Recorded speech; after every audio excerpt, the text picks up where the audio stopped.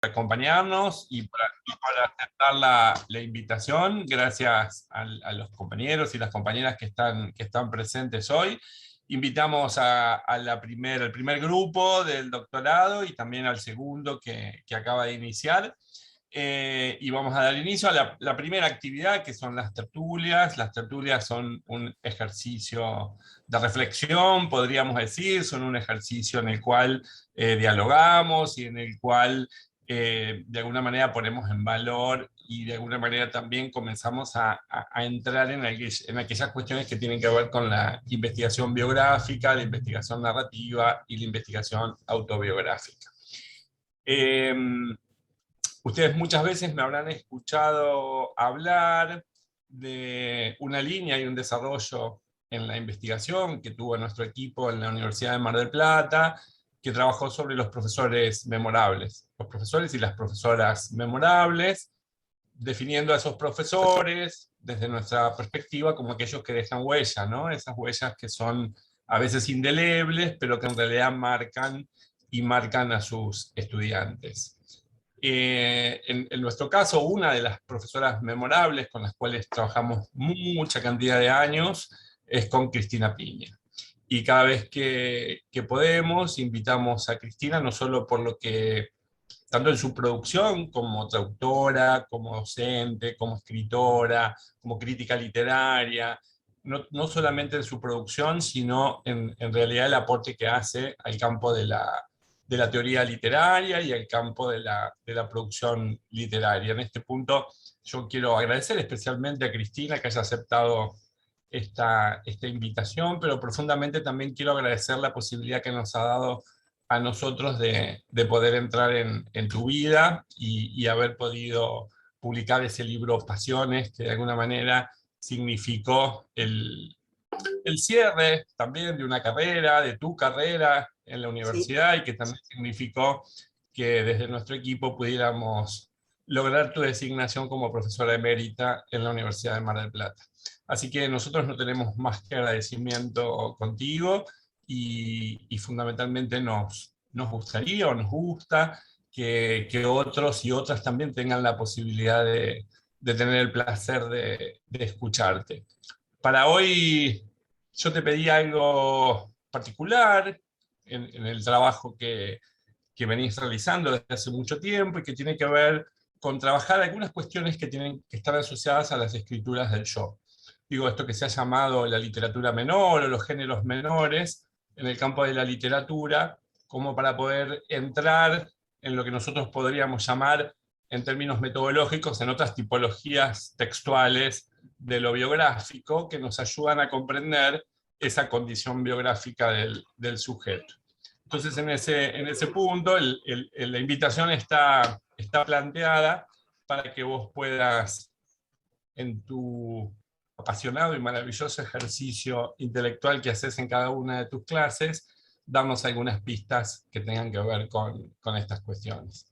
Gracias, Cristina, y espero que disfruten tanto como hemos disfrutado nosotros, tantas observaciones de clase, entrevistas en su casa, y bueno, y todo el trabajo que hemos hecho con Cristina. Bueno, yo ante todo, antes de ponerme a hablar, les tengo que agradecer a ustedes, especialmente a vos, Luis, por estas invitaciones reiteradas, que a mí lo único que me producen es placer, porque verdaderamente hablar de temas que me gustan y que conozco para un auditorio tan agradable y tan, por otra parte, preparado, porque son doctorandos, es un verdadero placer. Es un verdadero placer que viene, como te decía, hoy uno está medio tristón en esta época, pero viene a levantarle el ánimo verdaderamente. Así que bueno, yo planteé justamente como el interés tenía que ver con las escrituras del yo. Yo lo que me propuse es ahondar un poco en los distintos tipos y en las características de las escrituras del yo, que son muchas y variadas y que además se han ido multiplicando con el tiempo y con la transformación que implicó para toda la literatura y para todo el arte en general, la posmodernidad, para ver cómo ha incidido esto en las escrituras del yo. Al respecto, bueno, planteamos que una de las características de fines del siglo XX y comienzos del XXI ha sido la desustancialización del sujeto, en relación fundamentalmente, siempre lo pensamos en relación con el siglo XVII, cuando Descartes dijo, pienso, luego existo, y el sujeto quedó constituido como sujeto de la verdad, sujeto del conocimiento. Ahora bien, esto se va a ir lentamente desustancializando y vamos a tenerlo más notoriamente en el fin del siglo XX y comienzos del XXI. Ahora bien, frente a esta desustancialización que va a traer como ejemplo o como consecuencia en el ámbito de la teoría literaria la denominación de la cual habló bastante bien Roland Barthes, que es la de la muerte del autor, eso nos lleva a una contradicción aparente, porque a fines del siglo XX y comienzos del XXI vamos a tener que curiosamente se va a producir una explosión de las escrituras del yo. Es decir, entendemos por escrituras del yo a toda esa playa de géneros. Luis los caracterizaba como géneros menores, yo géneros de la intimidad me gusta, esos géneros de la intimidad que de pronto empezaron a tener una importancia enorme. Pienso en la autobiografía, los diarios, la correspondencia, las biografías, las memorias, es decir, todo un amplio testimonios, todo un amplio espectro de escrituras que de pronto que traen adelante una especie de yo que justamente se ha ido desustancializando. Entonces viene la pregunta, ¿qué es lo que ocurrió? ¿Qué es lo que ocurrió? Y acá tenemos que hacer una reflexión acerca de esas escrituras del yo que comenzaron a circular y que siguen circulando, porque uno va a una librería y se encuentra con montones de autobiografías, memorias, etc. ¿Qué es lo que ocurrió? Acá hay una cosa interesante y es el hecho de que, a diferencia de lo que ocurría cuando se produjo el estallido, la primera aparición importante de los géneros, de estos géneros menores, que fue en el siglo XVIII, actualmente lo que ocurre es que ya está como lateralizada la importancia de captar la verdad del sujeto. Es decir, que ha variado la intencionalidad de los géneros o de las escrituras del yo en consonancia con esto, con, por un lado, esa disolución de la subjetividad y por otra, con otro fenómeno que es la ruptura o los límites que se van haciendo cada vez más borrosos entre los diversos géneros literarios, lo cual nos lleva a una hibridación notoria entre todos, una cantidad de ellos. Y también los géneros los géneros de la intimidad van a sufrir o van a articularse de esa manera con los otros géneros. Acá un ejemplo de este como estallido el intento de atrapar la subjetividad, lo vamos a tener en el caso de Marguerite Duras. Marguerite Duras, que con pocos años de diferencia va a publicar El amante y El amante de la China del Norte, que para algunos es una novela, son dos novelas biográficas, autobiográficas, mientras que para otros son autoficciones. Después vamos a hablar de la autoficción más con detalle, pero sea como fuere, va a variar en todo el aspecto autobiográfico, va a variarse algo que era aparentemente una forma de verdad que se había planteado en El amante. En El amante de la China del Norte va a estar transformado. Bueno, vale decir, acá nos encontramos con una transformación, una mutación que evidentemente en otra época, en el siglo XVIII, XIX, era impensable, porque lo que quedaba en alguna medida cuajado dentro de la autobiografía no podía transformarse de ninguna manera. Es cierto que acá ya tenemos otra forma de las escrituras del yo, que es la autoficción, que nos va a dar una variante o una posibilidad de variación mucho mayor. Ahora bien, pensemos entonces cuáles son las características de estos géneros y los rasgos que por un lado los van a hermanar. Por un lado tenemos lo que dice Leonora Arfuch, que es una gran teórica de las escrituras del yo, que ella va a hablar directamente del espacio biográfico para referirse a toda esta serie de géneros de la intimidad que van a ir apropiándose o que van a ir refiriéndose a la subjetividad, pero con la característica de no pretender ya captarla como pretendían los géneros de la intimidad cuando comenzaron a aparecer, sino con esta especie de distancia o de hibridación respecto de la forma o la posibilidad de capturar una verdad del sujeto.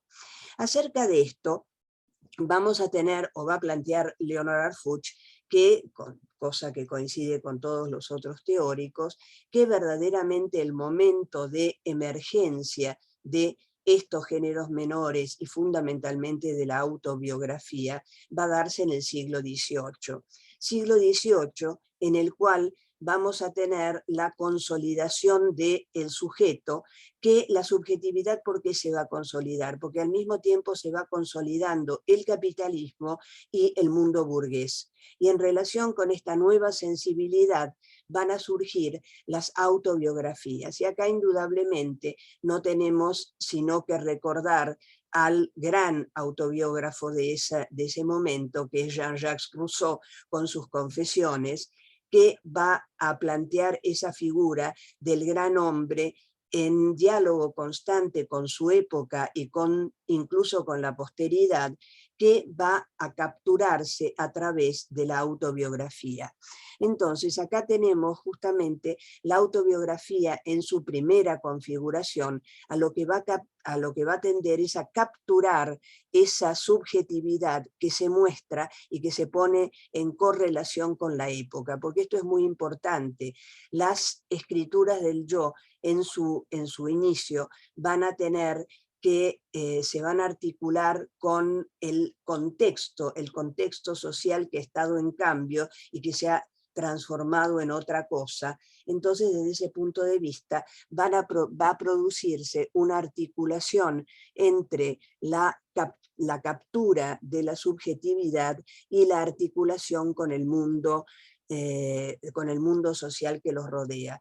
Además, acá hay algo interesante que señalar y que también lo señala Arfuch, y que es el hecho de que esta subjetividad individual va a surgir en alguna medida, aparte de por lo que hemos dicho nosotros, va a surgir, va a decir, acá es por la sustancialización o la consolidación de la subjetividad, va a surgir también como consecuencia de la caída de los grandes sujetos sociales, los grandes sujetos sociales que de pronto van a caer y va a surgir el individuo con su importancia y en consecuencia con la autobiografía como forma de aparición. Ahora bien, decimos que Jean-Jacques Rousseau va a ser verdaderamente el primero, pero indudablemente no es el primero porque hay una infancia de la subjetividad donde nos tenemos que remitir al siglo IV y V de nuestra era, porque ahí vamos a tener las Confesiones de San Agustín.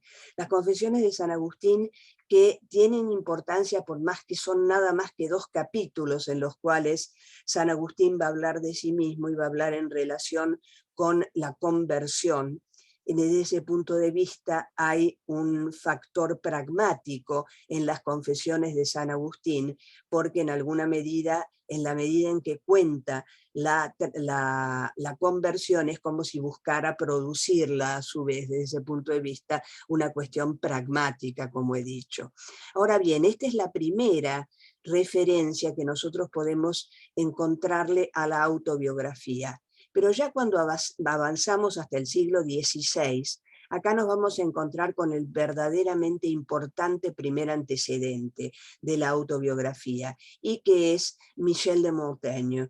Montaigne, ¿por qué? Ustedes pensarán cómo, si es autor de los ensayos, pero hay que entender que los ensayos, como dice él en la primera página, poco tienen que ver con nuestro concepto contemporáneo de ensayos. Dice así Michel de Montaigne: quiero que se me vea en mi forma simple, natural y ordinaria, sin contención ni artificio, pues yo soy el objeto de mi libro.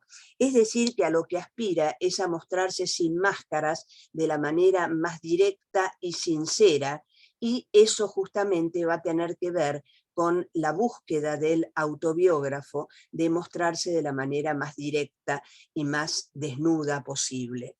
Ahora, ya después, siguiendo ya no directamente con autobiografía, sino que nos vamos al siglo XVII, y ahí nos vamos a encontrar con el diario de un inglés, de Samuel Pepys, que va a ser Pepys con Y. Samuel Pepys, que va a ser escrito entre 1660 y 1690, y que va a ser un diario en el cual estamos más cerca del diario, estamos más cerca de las memorias que del diario, porque Pepys se va a ir centrando en todos los aspectos del momento social, es decir, en los usos, las costumbres, las formas de la fidelidad, el matrimonio, los hijos, todas las costumbres que van a ser todas las costumbres que van a ser características de su época, y desde ese punto de vista es un verdadero venero para identificar y para estudiar la época del siglo XVII en el cual aparece.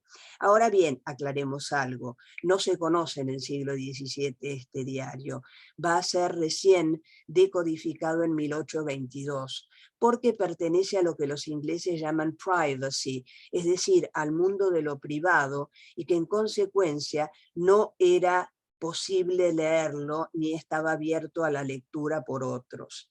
Pero pasó el tiempo, como siempre ocurre, ustedes vieron los diarios, las memorias, todo, pasa el tiempo y por más que no hayan querido, aparecen y son leídas.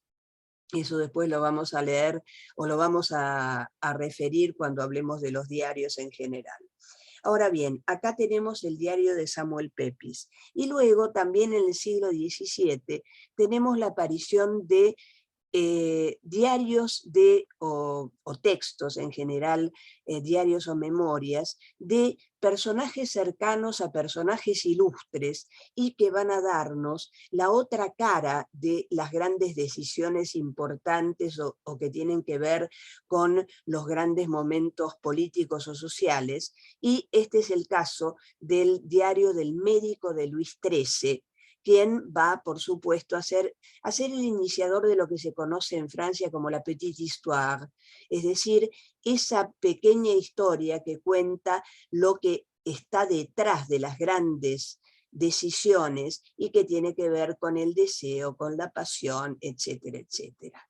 Y así estamos en el siglo XVII, llegamos al siglo XVIII, donde nosotros simplemente, hablando de autobiografía, nos habíamos referido a Jean-Jacques Rousseau. Pero hay algo que debemos decir, prácticamente el siglo XVIII está lleno de escrituras del yo, porque nos vamos a encontrar, aparte de la autobiografía, con las cartas. Las cartas son sumamente importantes y prácticamente es como si el siglo XVIII se hubiera pasado escribiéndose unos con otros. Y esto ya lo va a aprovechar la literatura con las novelas epistolares, después lo voy a hablar a esto. ¿Y por qué son importantes para la consolidación del yo las cartas? Porque se va esbozando, uno escribe desde la subjetividad, desde la interioridad, por más que escriba sobre otra cosa. Entonces va consolidando la subjetividad el hecho de escribir cartas. Y es, como les digo, un siglo de cartas constantes y de cartas que van a ser privadas fundamentalmente también. Pero luego van a ser capturadas por la literatura y van a aparecer las novelas epistolares. Yo ahí tengo que recordar Las amistades peligrosas de Choderlos de Laclos, que son quizás el ejemplo del siglo XVIII más importante de novela epistolar. Después va a haber otras muchas novelas epistolares, pero Las relaciones peligrosas es probablemente la más famosa y la más importante, que uno la puede leer inclusive hoy. A veces uno le asustan que ha pasado mucho tiempo, pero con Las relaciones peligrosas no ha pasado mucho tiempo. Yo la releí el año pasado y les aseguro que disfruté como había disfrutado hacía muchos años. Ahora, volviendo a nuestro tema, en el siglo XVIII tenemos, aparte de esta presencia de las cartas, tenemos también el diario. Vamos a tener diversos diarios, ya hablamos en el 17 de Samuel Pepys, pero el diario, ¿por qué es importante para la constitución de la subjetividad? Porque el diario va a darnos entrada a la intimidad, por eso se llama el diario íntimo, porque vamos a estar con la intimidad del autor y eso nos va a poner en contacto con otra dimensión que va más adentro aún, o va más íntimo aún que la autobiografía y que las cartas, porque el diario en alguna medida es como una carta enviada al remitente, es decir, es una carta enviada a sí mismo, aunque también en la medida en que va avanzando el tiempo y se van transformando las cosas, también se puede decir que es un monólogo en primera persona, pero dedicado a un futuro lector, porque justamente lo que vamos a ver a partir de cierto momento, de fines del siglo XIX, o de comienzos del siglo XX, 1900, hasta 1910, entre 1860 y 1910, vamos a tener con los diarios de Stendhal, de Tolstoy, etc., vamos a tener que en su momento no van a ser leídos, pero que van a tener noción los escritores que luego, después de su muerte, póstumamente van a ser leídos. Es decir, que cambia la intencionalidad de los diarios, que en su momento era simplemente una carta dedicada a sí mismo, a sí mismos. Y acá no tenemos menos, ya lo señalé tangencialmente, y no tenemos menos que referirnos al ámbito de la ficción, porque en el campo de la ficción se van a tomar estos géneros menores y vamos a tener así novelas epistolares, novelas como diarios, y luego vamos a ver la novela autobiográfica también. Es decir, que la ficción va a tomar de los géneros menores o de los géneros de la intimidad, van a tomar como modelo para ir aumentando o multiplicando eso que se va a dar fundamentalmente en el siglo XIX, que es la consolidación de la novela realista. La consolidación de la novela realista que también va a implicar fíjense que lo podemos acercar a la autobiografía, porque al igual que en la autobiografía se va delineando una trayectoria vital cuando están delineando los personajes y a los protagonistas sobre todo, vamos a tener también la narración de una vida de la misma manera en que la autobiografía es la narración de una vida. Y acá nos tenemos que detener en esta cuestión de que es la narración de una vida, porque acá nos damos cuenta o tenemos que reflexionar acerca de qué es lo que aporta la autobiografía a la consolidación de la subjetividad. Fíjense ustedes que nuestra percepción de la vida, de nuestra propia vida, es algo bastante caótico y que tiene que ver con lo que nos va ocurriendo sucesivamente, pero no hay un verdadero armado. Precisamente para eso es para lo que va a servir la autobiografía y la narración en general, porque en la medida en que se narra una vida, esta va adquiriendo un orden y va adquiriendo una trayectoria que es como si surgiera única y exclusivamente cuando pasa por la narración. Y eso es sumamente importante porque eso va a consolidar más todavía la subjetividad, que si no se puede como disolver o desperdigar si no tiene ese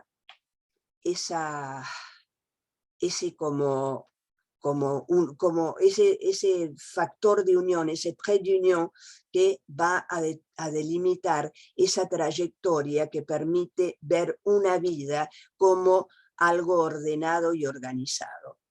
Entonces, fíjense ustedes que la autobiografía, además de tener funciones de consolidación de la subjetividad, va a consolidarla más todavía al darle un orden a la vida y al permitirle que al pasar por la narración adquiera un sentido.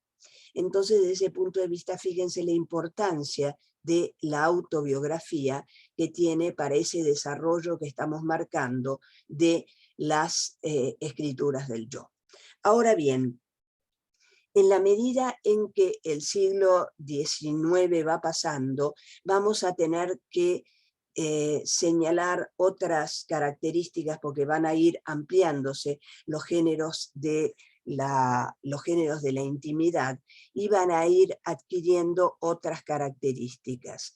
En cuanto a las memorias, que como dijimos fíjense que las memorias además, aparte de ser como un testimonio de la época y desde ese punto de vista van a tener una postura intermedia entre la emergencia directa del sujeto, de la subjetividad que se da en la autobiografía, frente a las memorias en las cuales vamos a tener la emergencia de la historia, porque ¿cuál es la gran diferencia? La autobiografía se va a centrar en los acontecimientos íntimos del personaje, del autor, porque hablé de personaje. Fíjense que una de las características de la autobiografía es eso que han dividido los teóricos, que es dividir entre autor, narrador y personaje. La característica de la autobiografía es que los tres coinciden. Narrador, autor y personaje son lo mismo, son el mismo. Y acá nos vamos a tener, ahora que explico las memorias, nos tenemos que centrar en dos teóricos que han intentado, y uno con mucho empeño y dos libros importantísimos dedicados, que es Philippe Lejeune y el otro es Jan Starobinsky, quienes van a tratar de indicar cuáles son las características del género autobiográfico.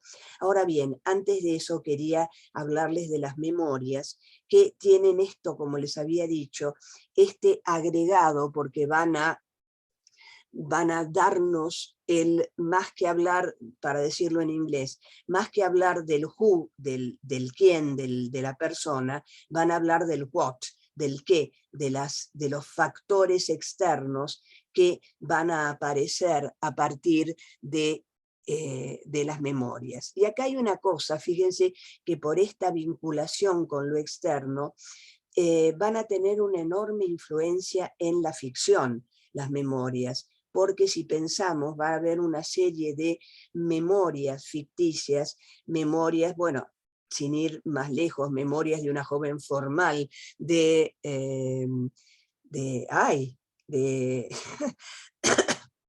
por favor, la mujer de Sartre, no me sale, ya me va a salir. Simone de Beauvoir. Simone de Beauvoir, no me salía, ¿viste? Estaba parada ahí, parada en Simone de Beauvoir. Y memorias, Fanny Hill, Memorias de una cortesana, de Cleland en el siglo XVIII, y tenemos así Robinson Crusoe, Memorias de un caballero. Vamos a tener así una serie de textos literarios que van a adoptar las características de las memorias, porque es un tema o es una forma de presentar la vida sumamente rica para la ficción. entonces van a ser tomadas así en cuenta. Ahora, como les había dicho, quería, antes de continuar con la delimitación del diario y de luego la autoficción, que es la que más nos va a dar quebraderos de cabeza, antes de pasar a eso, quería hablarles de la delimitación acerca de las características propias de la autobiografía que hicieron Philippe Lejeune y Jean Starobinsky. Acerca de Philippe Lejeune, lo que va a plantear es dos principios que son los que rigen la autobiografía, y que son el principio de identidad y el principio de realidad. Acerca de ellos, lo que plantea de entrada Lejeune es el hecho de que una autobiografía no es tal cuando dice el autor que cuenta su vida, sino cuando dice que la cuenta, es decir, cuando le está informando a su lector que él está haciéndose cargo de ese sujeto que es y que coincide consigo mismo. Entonces, ese principio de identidad entre el autor y el personaje y el narrador va a ser ese principio de identidad que va a ser fundamental porque tiene que ver con lo que llama Philippe Lejeune el pacto autobiográfico. El pacto autobiográfico que se apoya en estos dos principios, el principio de identidad y el principio de realidad. ¿Con qué tiene que ver el principio de realidad? Es con el hecho de que el escritor se compromete delante de su lector, le dice confía en mí. ¿Por qué? Porque lo que yo te cuente, los hechos externos que te cuente son verdad. Es decir, él está dando fe de que la realidad a la cual se refiere es la realidad misma, no es un invento ni una ficción. Por supuesto, el autor se puede confundir, puede tener algún error, pero lo que importa es que de buena fe, por eso se hace cargo y le pide confía en mí, le pide al lector que confíe en él. Entonces tenemos ese doble pacto, el pacto autobiográfico con esos dos principios articulados, principio de identidad y principio de realidad, que van a ser, creo que un poco los dos pilares del género, como verdaderamente los identificó muy bien Philippe Lejeune. Y mientras tanto, por otra parte, Jean Starobinsky va a hacer una definición mucho más flojita, diría yo, pero que tiene también algún aspecto que nos interesa destacar, y que es el hecho de que él plantea que no importa lo que se cuente, lo que importa es el procedimiento y las reglas por las cuales cada escritor va a dar cuenta de eso cómo cuenta su vida. Porque ¿de qué surge la autobiografía? Del impulso a contar la propia vida que tiene el escritor. Entonces, ¿qué importa? Y no importa ni nada del contenido, sino que lo que importa son las reglas por las cuales se hace presente esa subjetividad y esa vida. Y al respecto nos tira abajo Starobinsky porque dice que esta necesidad de escribir sobre uno mismo es la que se halla en el origen de un discurso sin modelos codificados, mal integrado en el sistema de los géneros literarios y así privado del estatuto de reconocimiento. Acá lo tenía que nombrar porque es otro de los que siempre se citan cuando hablamos de autobiografía, pero indudablemente es muy floja la definición de Starobinsky. Prácticamente nos dice nadie puede definir nada acerca de, porque cada uno de los escritores le va a poner sus propias reglas. Desde ese punto de vista es mucho más sólida la definición de Lejeune, que nos va a poner esos que van a ser los dos pilares, y que es importante que reflexionemos acerca de los dos pilares y que los tengamos presente, porque ahora vamos a hablar del diario, pero luego vamos a llegar a la autoficción, y en la autoficción va a ser fundamental que tomemos en cuenta estos dos principios por los cuales se va a regir Philippe Lejeune para delimitar qué es autobiografía y qué no es autobiografía. Al respecto, yo les había dicho que nos quedaba hablar sobre el diario. El diario, como hemos dicho, es probablemente la escritura más íntima y que tiene que ver, si bien va a incorporar cosas del mundo exterior, cosas de lo social, no va a tener ninguna importancia la trascendencia que tengan esos hechos en la realidad. Pueden ser sumamente importantes o de ninguna importancia, y de importancia, por el contrario, para quien lo escribe, para el diario. Además, en rigor no tienen reglas. Quizá la única regla es la sucesión cronológica de las fechas, porque el diario no se puede escribir saltando, es decir, no es un diario que empieza en 1875 y luego va a 1850. Es decir, tenemos una cronología en los diarios que es inevitable, por más que se salte mucho tiempo, qué sé yo, estoy pensando en el diario de Pizarnik, por ejemplo, que se salta días, se salta de pronto meses, y eso no quita que sea un diario riquísimo por otra parte y terrible también por otra parte. Las dos partes que tenemos que tomar en cuenta. Ahora bien, el diario, que como les dije va a ir cambiando a lo largo de los siglos, porque hasta lo que se escriben hasta 1860, no van a ser diarios para ser leídos más allá de quien lo escribe. Desde ese punto de vista, no hay en los escritores que llegan hasta 1860 una voluntad ni siquiera una sospecha de que va a llegar sus diarios a otras manos y que van a ser leídos por otras personas. Por el contrario, de 1860 a 1910, como les dije, con, por ejemplo, los diarios de Stendhal, de Tolstoy, de otros escritores, nos vamos a encontrar con que, si bien no se leen en el momento, hay la conciencia de los escritores de que van a ser leídos probablemente póstumamente. Eso en Tolstoy es muy claro, que tiene él claro que probablemente después de su muerte van a ser leídos póstumamente sus diarios.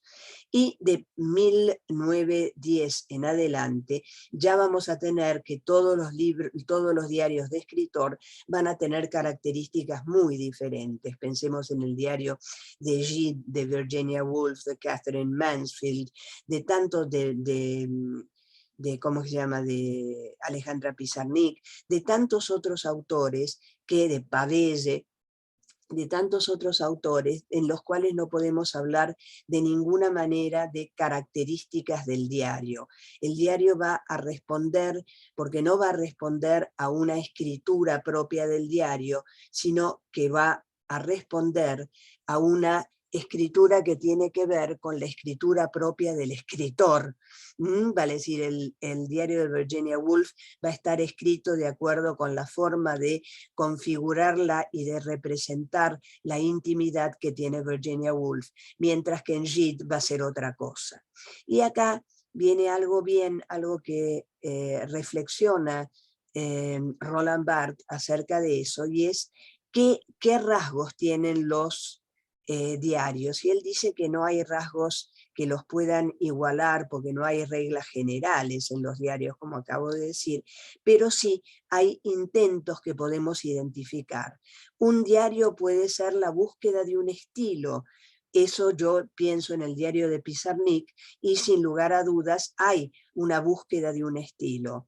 Iba a decir también que va a ser como un taller de frases. Indudablemente esa búsqueda del estilo y ese taller de frases van a ser notorias. Yo lo tengo muy presente en el de Pizarnik, pero también, como señala, es una búsqueda de poder representar la intimidad, no solo la propia, sino luego la de los personajes. Entonces es como una especie de laboratorio donde se va a probar una serie de aspectos estilísticos y aspectos de la escritura para lograr luego en la propia escritura alcanzar algo de eso que ha sido buscado en los diarios.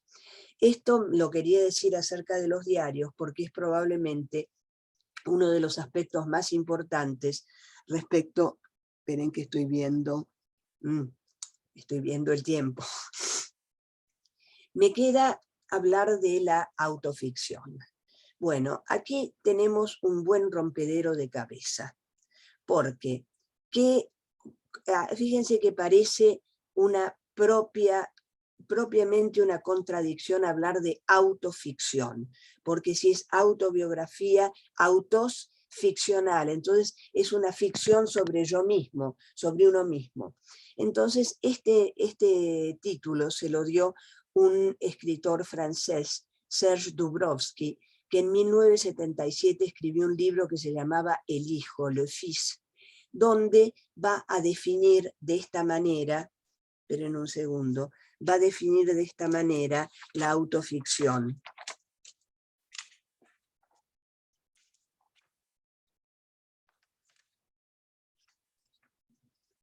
Sería una ficción de acontecimientos y de hechos estrictamente reales, vinculados con el nombre propio del autor.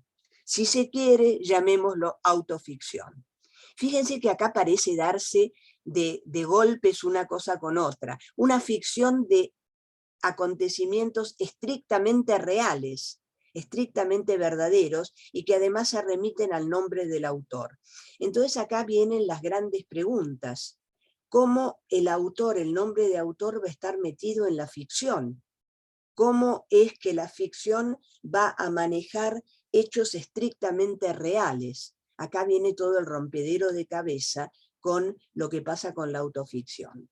Hay otros críticos que han tomado desde otro punto de vista la autoficción, sin hacerla pasar obligatoriamente por el nombre de autor. Lo que han dicho es, y que es interesante porque en rigor hay más, por supuesto que hay con nombre de autor, pero hay más de acuerdo con esta delimitación que han hecho los otros críticos. Los otros críticos señalan que no hace falta que haya un nombre de autor, sino que eso se suple con referencias a libros o artículos escritos por el autor en la vida cotidiana, en la realidad, o con hechos autobiográficos, hechos biográficos que se conozcan, que sean del dominio público. Entonces, esto nos resulta un poco más comprensible. Yo acá no tengo más remedio que remitirme a un ejemplo que es sumamente apropiado para esto, porque es una autoficción. Yo no sé si ustedes han leído Soldados de Salamina, de Javier Cercas, que es indudablemente un texto autoficcional que es casi modélico, porque ahí nunca habla de sí mismo como Javier, pero va a transcribir pedazos de artículos escritos por Javier Cercas. Y por otra parte, va el Javier, el que nosotros identificamos con Javier Cercas, porque él ha escrito los textos de los que se van a transcribir, y ha escrito otros que no se transcriben, pero cuyo título se da. Además de eso, cuando este Javier Cercas tiene un montón de datos en su biografía que no son verdaderos, vale decir, está separado, cosa que no es cierto en Javier Cercas, tiene una novia que es astróloga, cosa que tampoco es cierta, es periodista, cosa que tampoco es cierta. Entonces fíjense ustedes la ensalada que se arma entre datos biográficos y datos ficcionales. Y acá es donde tenemos que detenernos un poco en la autoficción para advertir que más que un género, es un género híbrido, porque es un híbrido entre dos géneros que serían sus dos límites, el género ficcional y el género autobiográfico, la autobiografía y la novela, porque acá vamos viendo los elementos, cómo se van mezclando. Cuando pensamos en la autobiografía tenemos la coincidencia entre autor, narrador y personaje, como lo dije. En cambio, cuando vamos a la novela no tenemos coincidencia entre autor, narrador y personaje. Podemos tener a lo sumo coincidencia entre narrador y personaje cuando tenemos una novela en primera persona, que está narrada por el protagonista. Y entonces no tenemos esta coincidencia. ¿Qué ocurre en la autoficción? Sí, tenemos coincidencia sea por el nombre propio, sea por la inclusión de elementos, pero al mismo tiempo, como en el caso de Javier Cercas, tenemos elementos que eluden esa identificación y que nos remiten al campo de la ficción. En cambio, cuando vamos a la parte de la invención, que tiene que ver, para decir, el principio de realidad. ¿Se acuerdan cuando Lejeune hablaba del pacto, el principio de identidad y el principio de realidad? El principio de identidad tiene que ver con los tres, autor, narrador y personaje. El principio de identidad con la identidad de los hechos respecto de la realidad. Eso en la autobiografía es estrictamente así, no hay invención, mientras que cuando nos vamos a la ficción tenemos toda la invención posible, tenemos absolutamente abiertas todas las puertas para que se pueda introducir todo lo que se quiere introducir de transformación o directamente de invención. Y cuando vamos al campo de la autoficción, tenemos que, si nos vamos a tener a lo que dice Serge Dubrovsky, tenemos ficción, pero aplicada a hechos estrictamente reales, con lo cual se nos arma un bollo tremebundo. Además, aquí tenemos que pensar que lo que pasa es que, y generalmente ocurre, yo no sé si a ustedes les ha ocurrido, porque no sé si han leído alguna autoficción, que es cuando uno se encuentra con el nombre de autor y pega un respingo, porque dice, ¿qué es esto? ¿Esto es autobiografía o es ficción? Y hay uno, como dicen, lo que pasa con el lector es que básicamente se asombra y trata de ubicar el texto de algún lado, o por lo menos decidir. Y eso es lo que va a caracterizar a esa oscilación que tiene el género autobiográfico, autoficcional, que por otra parte es muy propio, si lo pensamos, de la posmodernidad, porque acá tenemos verdaderamente como teatralizado la desubstancialización de la subjetividad, porque acá tenemos la subjetividad del autor desubstancializada al verse incluido en un mundo de ficción, o en un mundo de hechos reales ficcionalmente manejados. Entonces, acá el lector se siente absolutamente obligado a tomar alguna decisión, porque si no se pierde totalmente. Uno no puede estar en esa indecisión respecto de si esto es verdad o esto es ficción, porque realmente nosotros seremos muy abiertos, pero hay un punto en el cual necesitamos alguna forma de aclaración o de aclarar nuestras lecturas o de ubicarnos frente a ellas.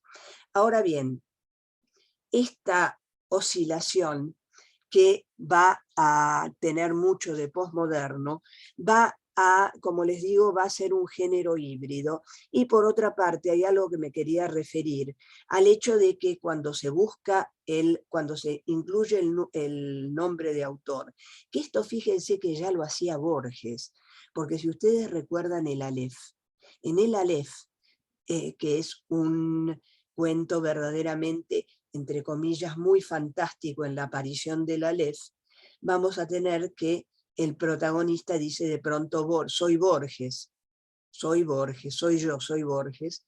Entonces nosotros pegamos un respingo, porque ahí, ¿qué es? Es Borges, como Borges contaba que una vez le preguntó a un periodista, dígame, don Borges, ¿qué tal era el Aleph que usted vio?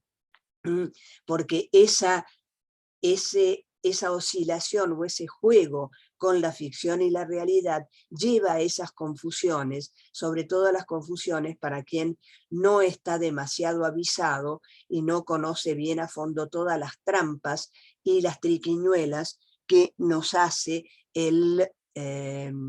que nos hace el escritor contemporáneo, y sobre todo el escritor posmoderno. Recordemos que Borges es un posmoderno avant la lettre, y desde ese punto de vista es un gran antecesor de los posmodernos. Entonces, yo creo que de esta manera ha quedado más o menos planteada la variación y la variabilidad de los géneros de la intimidad, de las escrituras del yo, con sus modelizaciones y con sus transformaciones a lo largo del tiempo, y con su bastante contradictoria reaparición en nuestra época, a pesar de la desustancialización del yo. Pero es claro, con la autoficción tendríamos una desustancialización de la subjetividad que coincidiría con los parámetros de la posmodernidad que van a deshacer los sustentos de la modernidad. Bueno, yo creo que con esto está más o menos desarrollado lo que yo quería desarrollar, y queda abierta ¿cómo que se llama? Queda abierto el micrófono para las preguntas que se quieran hacer, si es que hay alguna. Sí, Cristina, a mí me gustaría hacerle una pregunta. Sí. Bueno, en principio agradecerle por la exposición, por la claridad en la exposición, ¿no? Mi pregunta tiene que ver con, estoy leyendo un texto de Primo Levi acerca de su historia en los campos de concentración, ¿no? Si esto es su nombre, es el libro. Sí. Y yo siempre pensé que se trataba de un diario, pero ahora cuando usted nos dice que en la memoria aparece no solo la vida del sujeto, sino que aparece lo que rodea la vida del sujeto, digo, no, si esto es su nombre, es una memoria. Son memorias, porque además no está pautado como diario. Son memorias. Sí, perdón. En realidad yo no sabía de la diferencia entre el diario y la memoria, ¿no? Ahora me quedó mucho más claro, porque en la memoria aparece lo que rodea, la vida que rodea a este ser en un campo de concentración. Exacto, esos son memorias, lo mismo que son memorias las de Jorge Semprún, que ahora no me sale, La escritura o la vida. La escritura o la vida de Semprún también son los recuerdos, son las memorias del campo de concentración. Semprún. Jorge Semprún, el español. Lo voy a tomar en cuenta. La escritura o la vida. Bien, bueno, muchas gracias. No, de nada, por favor. Cristina, a mí quizás me gustaría si puedes hacer alguna referencia, digo, a la escritura autobiográfica en Argentina y fundamentalmente la emergencia o a la aparición a principios de, bueno, sí, con Victorio Campo y digamos, me gustaría si podés ahondar un poquito en lo que se llamó la primera escritora de la intimidad, ¿no? Como es Victoria. Y bueno, nada, alguna referencia a esto me parece que es interesante. Por supuesto. Lo primero que es para introducirnos en Victoria es señalar que es la primera escritora de autobiografía que hay en la Argentina. Y desde ese punto de vista, la primera mujer, porque la autobiografía comienza desde el siglo XIX. Tenemos autobiografía de Cornelio Saavedra, de Manuel Belgrano, de Solano López, ¿cómo es que se llama? De Mansilla, de Sarmiento, pero con la característica de que estas primeras autobiografías van a ser autobiografías centradas básicamente en lo político y en la construcción del país, fundamentalmente.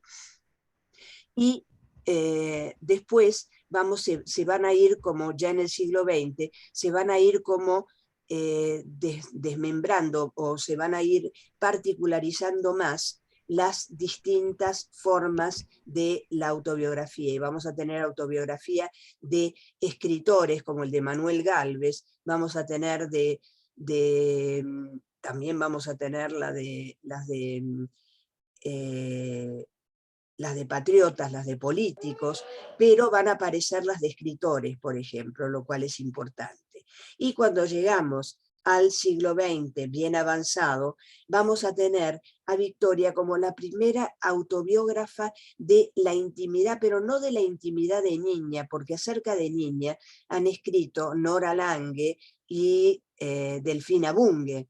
Las dos han escrito, pero han escrito diarios, ya han escrito autobiografías de infancia. Entonces con eso, y además las otras autobiografías que hay, la de Juana Manuela Gorriti, por ejemplo, ha sido intervenida por el hijo, es decir, que no sirve para nada, porque ahí metió la mano el hijo. En cambio con Victoria, nadie metió la mano y ella escribió, y verdaderamente va a ser la primera que además se ose. Yo elegí, cuando di el seminario, elegí el tercer tomo, que es la rama de Salzburgo, porque justamente allí Victoria aborda un tema que no es habitual, menos aún en las biografías, en las autobiografías de mujeres, que es la historia de su amor con Julián Martínez, un amor extramatrimonial, y que para la época era un escándalo, y que Victoria después va a dar una preciosa visión, una visión también modelizada a partir de la literatura, porque si pensamos esos amantes que van a ser los amantes de la pasión, del amor-pasión, porque ella va a tomar la clasificación de Stendhal para hablar del amor, el amor-pasión, es aquel, pero en un minuto, porque no, tenía un mensaje y lo quería ver. Les decía que, perdón, ¿dónde estaba? Porque me distraje. En el amor-pasión. En el amor-pasión. En el amor-pasión, que ella va, para dar una característica de ese amor-pasión, va a referirse a modelos de la literatura e incluso de la ópera. Va a hablar de Tristán e Isolda, va a hablar de Paolo y Francesca, va a hablar de Romeo y Julieta, después va a hablar de Carmen de Bizet, va a hablar de Manon, va a hablar de, bueno, Tristán e Isolda de Wagner. Entonces vamos a tener, fíjense cómo va a ser absolutamente sincero, verdadero, pero va a estar presentado a partir, porque eso no se puede evitar en cierta forma, cómo se arma el texto autobiográfico. Acá tenemos armado el texto autobiográfico a partir de una inclusión de la literatura, de una cercanía muy grande, como la tuvo siempre Victoria con la literatura, y que aparece desde este punto de vista en su autobiografía. Ahora, acerca de esa sinceridad y de esa no encubrimiento, yo simplemente quiero leer el comienzo de las primeras páginas, el primer párrafo de La rama de Salzburgo. Unas semanas después de mi casamiento, estábamos en París, en el Hotel Meurice, Rue de Rivoli, primer piso frente a las Tullerías. Cuando los domingos íbamos al Bois y nos cruzábamos en algún sendero con una pareja abrazada, besándose, me sentía sola.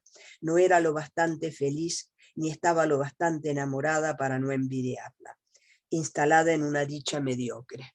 Fíjense cómo ya de entrada Victoria, con una enorme sinceridad, nos va a introducir en esa poco entusiasmo, en esa infelicidad, esta falta de felicidad que tiene con su marido, ya en el viaje de novios. Entonces, además de, yo les he dado los ejemplos, pero por otra parte, también la elección del título y la elección de el amor-pasión. ¿Por qué? Porque acá atrás lo tenemos a Stendhal.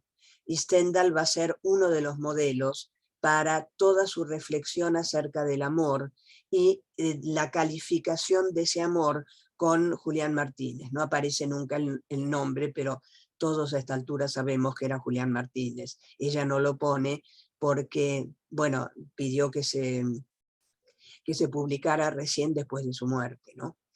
Pero tenemos esta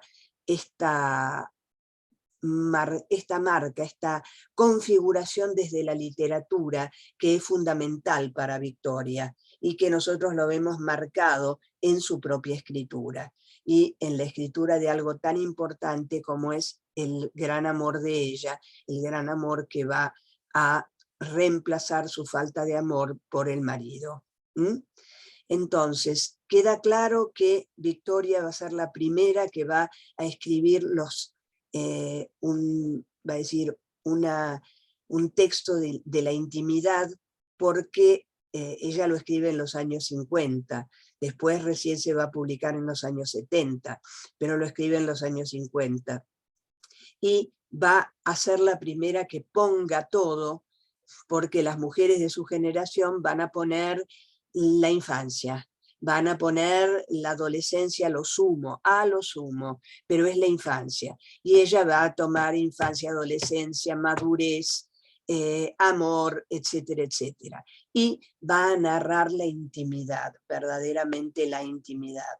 Y acá, si hablamos de ejercicios, como decía para el diario Roland Barthes, acá tenemos todo un ejercicio de demostración de cómo se puede llegar a representar la intimidad, porque Victoria tenía antes escrituras que tenían que ver con el testimonio, que el testimonio también es algo que tiene que ver con las escrituras del yo, los testimonios, pero el testimonio tiene que ver como con las memorias, con algo exterior, se da testimonio de algo externo, no se da testimonio de sí misma. Acá es el testimonio de sí misma. Podemos decir que Victoria va a invertir la lente que lanza sobre la realidad, la va a invertir sobre ella y va a ser la autobiografía como un testimonio de sí misma. Entonces, desde ese punto de vista podemos ver una continuidad en Victoria entre los testimonios y la autobiografía. La inversión de la lente que tomaba la realidad y que ahora la toma ella. ¿Alguna pregunta respecto de Victoria? ¿No? De Victoria no, pero si podemos caracterizar la maravillosa escritura de Silvina como autoficción. Ay, Digamos, no.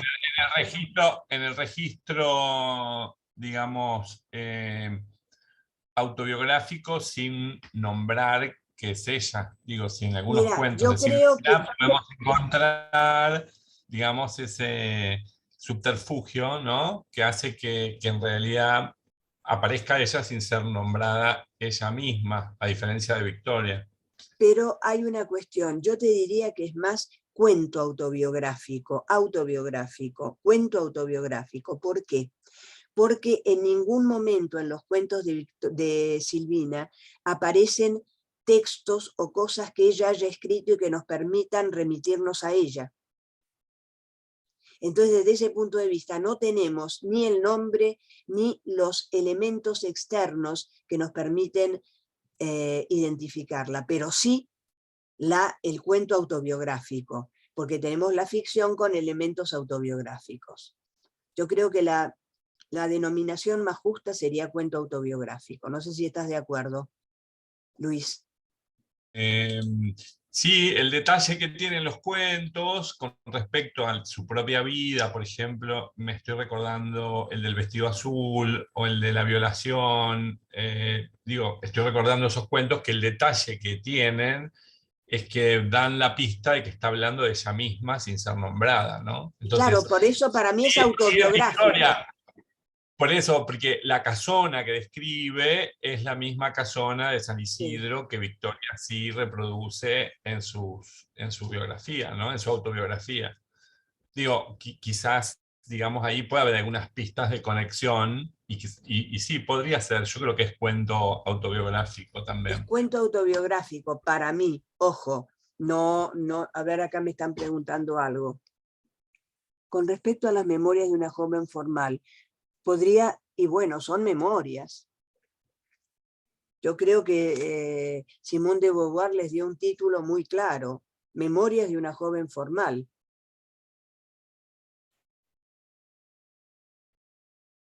Yo creo que auténticamente son memorias. Ahora hace 15 años, no, 20 años o 30 años que no las releo, pero Memorias de una joven formal las recuerdo como memorias, tal como lo denomina el nombre de la escritura del yo. Hola, Cristina. Sí. Ay, ¿quieres hablar tú, Daniel, primero? No sé, como quieras. Hablamos después, pregunto. Vale. Cristina, recién leí La insumisa de Cristina Peri Rossi. ¿En qué lugar se pondría este trabajo? Yo no ¿Es la leí. autobiográfico? No, es no sé. autobiográfico.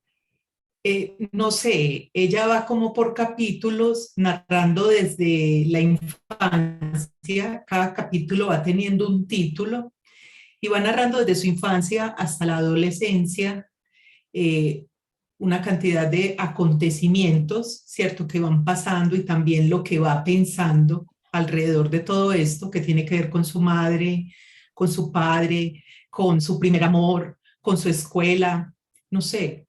Pero ella Pues dice no. que es ella. No. Pero No. ¿pasa algún dato o algún elemento que le permita identificarla con ella? Yo estoy suponiendo que sí, pero no lo sé. Pues no sabría decir exactamente si hay algún dato donde ella diga que es ella misma. Pero Claro, cuando la leo deducir. estoy siempre pensando que es ella. Claro, que podamos deducir, porque yo sin haberla leído no te puedo decir. Y en segundo término, si no hay ninguna indicación, a lo sumo podríamos decir que es un texto autobiográfico. ¿Mm? Ya. Buah. No Daniel, te he podido ayudar. Sí, yo le iba a preguntar por la operatoria que hace Piglia, digamos, con los diarios de Emilio Renzi, si es como un cruce entre autoficción y diario, digamos, hay como un estatuto ahí medio intermedio, Sí. porque hay una máscara, digamos, más, ¿no? Es una máscara que además él ha utilizado muchas veces antes. En alguna medida es una máscara autobiográfica. Entonces yo creo que ahí hay autoficción, verdaderamente. Para mí hay autoficción, porque ya prácticamente Emilio Renzi es Ricardo Piglia. Porque a uno le dicen Emilio Renzi y uno dice Eduardo Piglia. No me sale el nombre. Sí, Ricardo. Ricardo. Pero además, digamos, como que todo el mundo sabía, bueno, están los diarios de Piglia que tienen los cuadernos y tienen los cuadernos y tienen los cuadernos y van a salir, ¿no? Era como que, bueno, sí, son los diarios Todos de él. sabíamos. Claro, pero a la vez sale como los diarios de Emilio Renzi. Incluso creo que tiene un prólogo, ahora estaba tratando de recordar, como que dice prólogo del autor, una cosa así, y también habla como en tercera de los diarios del otro, digamos, hay otra vez una especie de... Él juega con esa cuestión de las escrituras del yo, jugando a ponerse una máscara, pero una máscara que hasta el gato sabe que es él. Claro. Sí. Esa es la gracia. Sí, porque además las cosas que él cuenta, cuando habla de una anécdota de su vida y después están ahí hay muchas cosas muy conocidas y están también ahí, ¿no? Están ahí, sí. Sí, ahí yo creo que hace una autoficción. Una autoficción que es muy clara.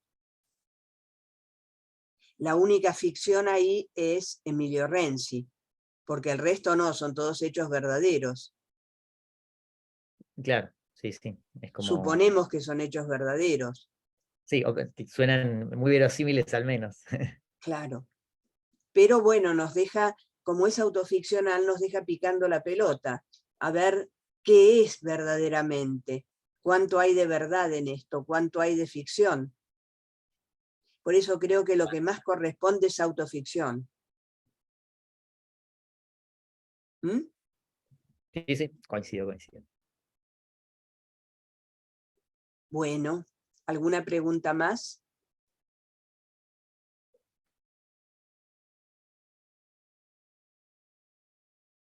Bueno. Bueno, Cristina, muchas gracias por esta maravillosa charla y seguramente vamos a volver a convocarte en algún momento del doctorado. Bueno. Gracias a todos, a todas, y nos volvemos a encontrar en la próxima tertulia. Genial. Entonces, Saludos. Gracias. Chao, chao. Nos muchísimas vemos gracias pronto. a todos. Gracias. Cristina. Gracias. Gracias, Hasta luego. Chao. Gracias, Un placer. Cristina. Chao. Nos vemos. Un placer, Luis. Chao, Un placer. chao. Gracias. Nos vemos Muchas pronto. gracias. Chao, chao. Chao. Excelente Hasta todo.